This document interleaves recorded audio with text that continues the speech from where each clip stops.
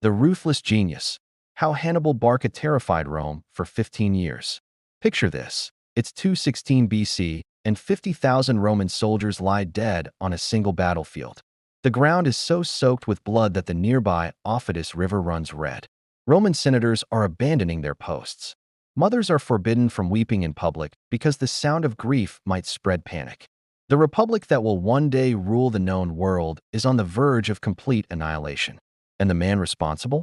He's standing on that battlefield with one eye, having lost the other to infection in a swamp.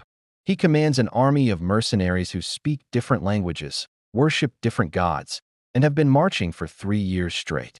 Yet somehow, this one-eyed Carthaginian general has brought Rome, the most powerful military machine of the ancient world, to its knees.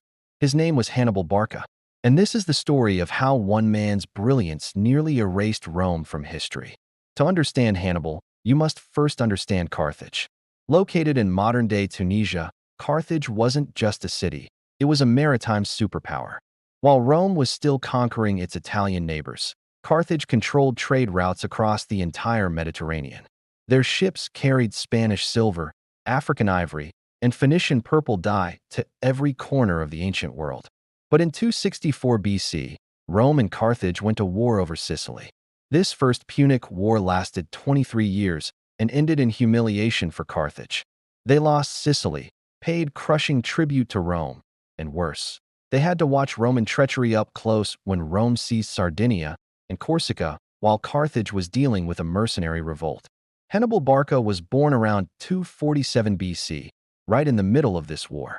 His father was Hamilcar Barca, one of Carthage's greatest generals, a man who never lost a battle but lost the war because Carthage's navy was destroyed.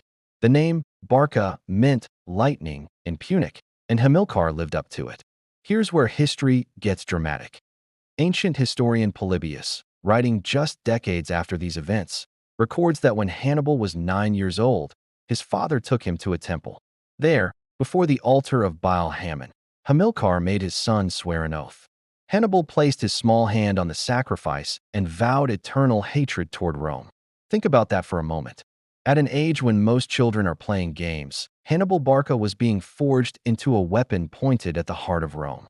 Hamilcar took his family to Spain, where Carthage was building a new empire to replace what Rome had taken. Young Hannibal grew up in military camps. He learned to ride before he could write. He studied tactics, geography, and languages. He trained alongside Numidian cavalry, the finest horsemen in the world. By the time Hannibal was 26, his brother-in-law Hasdrubal the Fair, who commanded Carthage's Spanish armies, was assassinated. The soldiers immediately proclaimed Hannibal their new general. Rome should have paid attention. They didn't. In 218 BC, Hannibal made a decision that would echo through history. He would invade Italy, not by sea, where Rome's navy dominated, but by land. Through Spain, across the Pyrenees Mountains, through Gaul, and over the Alps. Let me put this in perspective. Hannibal's route was approximately 1,500 miles through hostile territory, across 2 mountain ranges, one of which had never been crossed by an army. It would be like marching an army from New York to Miami, except instead of highways, you're crossing mountains in winter with 37 elephants.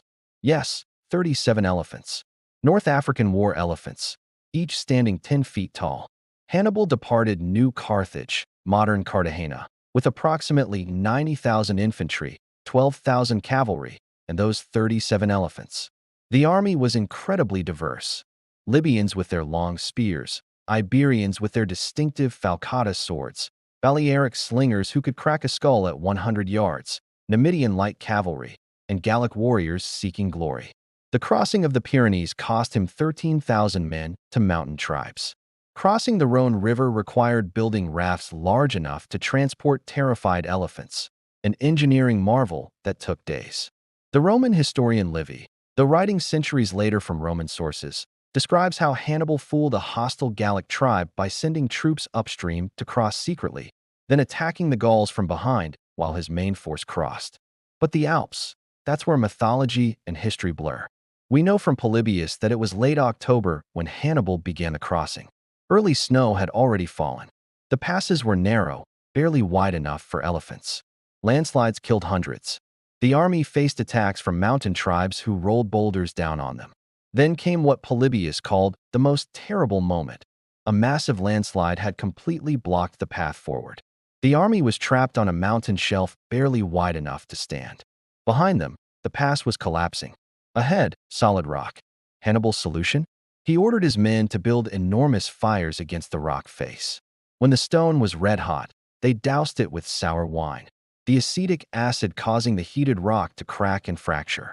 Then they cleared the debris with picks. It took 4 days of brutal labor, but they carved a path through solid stone. 15 days after entering the Alps, Hannibal emerged in the Pie Valley of northern Italy. He had started with 90,000 men. He now had 26,000. He had started with 37 elephants. Most were dead or dying. But he had done the impossible. He had brought an army across the Alps and was now in Italy, where no one expected him. And Rome? Rome was about to learn a lesson in military genius. Within weeks, Hannibal fought and won the Battle of Trebia in December 218 BC. The Roman consul Sempronius Longus had 40,000 men. Hannibal used the freezing Trebia River as a weapon. He sent his Numidian cavalry to provoke the Romans at dawn. The furious Sempronius ordered his men to pursue, without breakfast, in winter. They had to wade through the icy river, soaking their equipment and freezing their limbs. On the other side, Hannibal was waiting with fresh troops who had eaten and warmed themselves by fires. But the real masterstroke? His brother Mago was hidden with 2,000 men in the riverbank vegetation. When the Romans were fully committed, Mago attacked from behind. The Romans were slaughtered. Only 10,000 escaped. In spring 217 BC came the Battle of Lake Trasimene. Here, Hannibal demonstrated why he studied in military academies to this day. The Roman consul Gaius Flaminius was chasing Hannibal with 30,000 men, desperate for a victory. Hannibal led him to a narrow pass beside Lake Trasimene. The valley was shaped like a perfect trap, hills on one side, the lake on the other. Hannibal hid his entire army in the hills during the night. At dawn, a thick fog covered the valley. The Romans marched straight into the trap. Hannibal's forces descended from the hills in complete surprise. The battle lasted 3 hours. 15,000 Romans died, including Flaminius himself. Another 15,000 were captured. Hannibal's casualties? Approximately 1,500 men. But these were just preludes to Cannae. August 2nd, 216 BC. The Romans had learned their lesson, or so they thought. They appointed 2 consuls, Varro and Paulus, and gave them the largest army Rome had ever fielded, 86,000 men. Their strategy was simple, overwhelming force. No tactics, no tricks, just crush Hannibal with sheer numbers. Hannibal had 50,000 men. What happened at Cannae is considered the perfect battle. Hannibal arranged his army in a crescent formation. His weakest troops, Gauls and Iberians, formed the center. His strong African infantry was on the flanks, disguised in captured Roman armor. His cavalry was on the wings. The Romans, commanded by the aggressive Varro that day, attacked the center. Exactly as Hannibal expected. The Gallic center bent backward, retreating slowly. The Romans pushed harder, thinking they were winning. The Roman formation became more compressed, more densely packed as they pushed into what seemed like a collapsing enemy. Then Hannibal's cavalry destroyed the Roman cavalry on both wings. The strong African infantry on the flanks wheeled inward. The retreating center suddenly stopped and held firm. The Romans were now surrounded. 86,000 men trapped in a killing box. They couldn't maneuver. They couldn't retreat. They could barely lift their weapons in the crush. The Romans, masters of discipline and formation, were reduced to a panicked mob. For 8 hours, the slaughter continued. When it ended, approximately 50,000 to 70,000 Romans were dead. Among them, the consul Paulus, 29 military tribunes, and 80 senators.